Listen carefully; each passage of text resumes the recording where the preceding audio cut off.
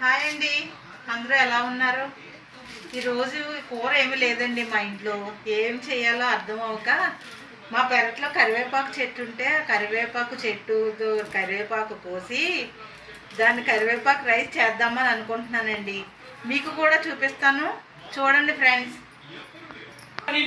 Hello friends, కరివేపాకు ఇలాగ దూసేసుకుని దీన్ని శుభ్రంగా కడిగేసుకుని ఒక 2 నిమిషాల పాటు ఇలా నీళ్ళలోనే పెట్టుకున్న తర్వాత మిరపకాయలు మన కరివేపాకుకి ఎంత అయితే సరిపోతాయో అన్ని మిరపకాయలు వేయండి. నేనైతే 15 మిరపకాయలు వేసాను, అంటే ఇవి కారం తక్కువ ఉన్నాయని 15 మిరపకాయలు వేసుకున్నాను.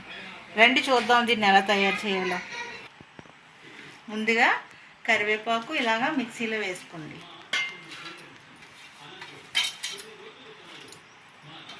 కరివేపాకు మిక్సీలో వేసుకున్న తర్వాత పచ్చిమిర్చి వేసుకోండి. పచ్చిమిర్చి వేసిన తర్వాత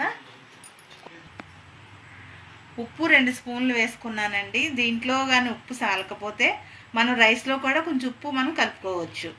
చిన్న అల్లం ముక్క కూడా వేసుకోవాలండి. కొద్దిగా అల్లం పేస్ట్ కూడా వేస్తున్నానండి.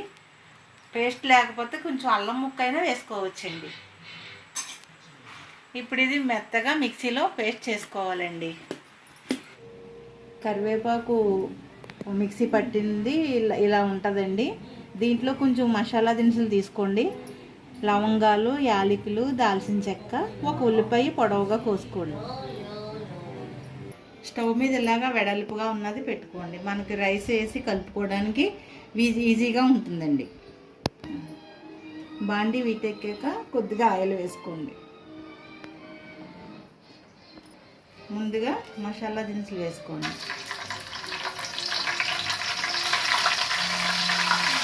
తర్వాత సన్నగా తరుగుతున్న ఉల్లిపాయ వేసుకోండి.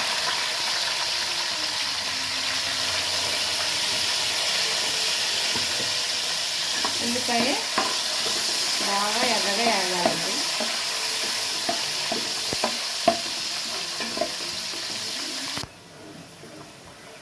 ఇది ఇలా ఎర్రగా అయిన తర్వాత ఈ మిక్సీలో పట్టిన పేస్ట్ని ఇలా వేసుకోండి.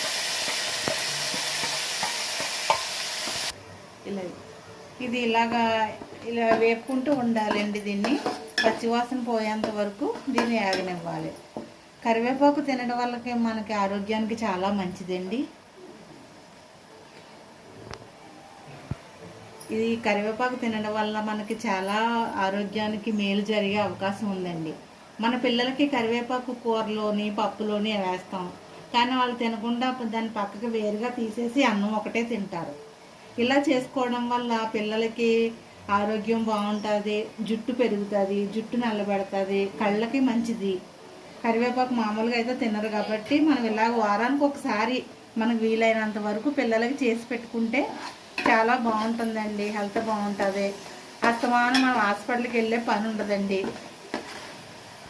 ఇలా చేయడం వల్ల హెల్తీగా ఫుడ్ చేసుకుంటే పిల్లలకి మంచిదండి, మనకి ఆరోగ్యానికి మంచిది. పిల్లలు బాగుంటారు, మన పెద్దవాళ్ళు బాగుంటాము. ఇలాగే మన ఇంట్లోనే చేసుకుని తినొచ్చండి. బయట ఫుడ్ కన్నా ఇంట్లో ఫుడ్ తినడం వల్ల మనకు ఆరోగ్యం బాగుంటుంది. హాస్పిటల్కి అయ్యి వెళ్ళక్కర్లేదండి, ఇలాంటి మనం చేసుకుని తింటేనే. ఇలా చేసుకుని తినడం వల్ల మనకు ఆరోగ్యం బాగుంటుంది, మన పిల్లలు బాగుంటారండి. బయట తెచ్చుకుంటున్నాం, బయట ఫుడ్లు తెచ్చుకుని వాటికి అలవాటు పడిపోతున్నాము. అలా తెచ్చుకోకండి, ఎందుకంటే బయట ఫుడ్లు అన్ని రకాలు వేస్తారు. వాళ్ళు ఏం వేసి వండుతున్నారో కూడా మనం చూడమండి. మన ఇంట్లోనే ఇలా చేసుకుని తింటే మన పిల్లల ఆరోగ్యం మన చేతుల్లోనే ఉంటుందండి. నాకు తెలిసిన ఏదో నేను మీకు చెప్తున్నాను, మీరు కూడా ఒకసారి ట్రై చేసి చూడండి.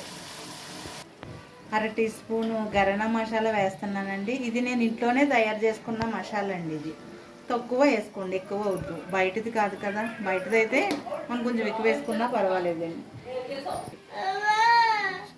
ఇలాగా రైస్ వేసుకోండి. నూనె పైకి వచ్చిన తర్వాత రైసు దీనికి మనకి ఎంత సరిపోద్దంటే ఒక 1/2 కేజీ బియ్యానికి నేను వేసిన పేస్ట్ సరిపోతుందండి.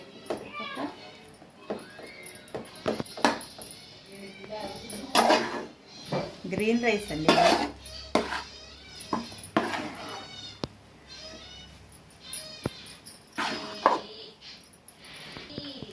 ఇలా అంతా మొత్తం కలుపుకోవాలండి. వైట్ రైస్ అంతా గ్రీన్ రైస్ లాగా అయిపోవాలి. ఇప్పుడు దీన్ని కరివేపాకు రైస్ అని అంటారు.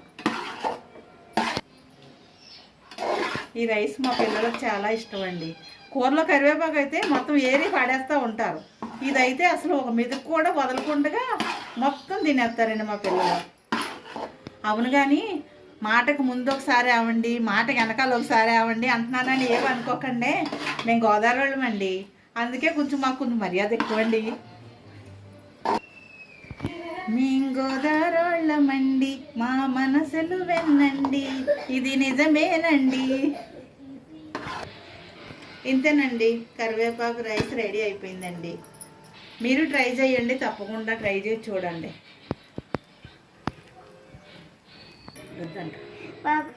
మా అమ్మమ్మ రైస్ కానీ నచ్చినట్లయితే లైక్ షేర్ సబ్స్క్రైబ్ చేసుకోండి.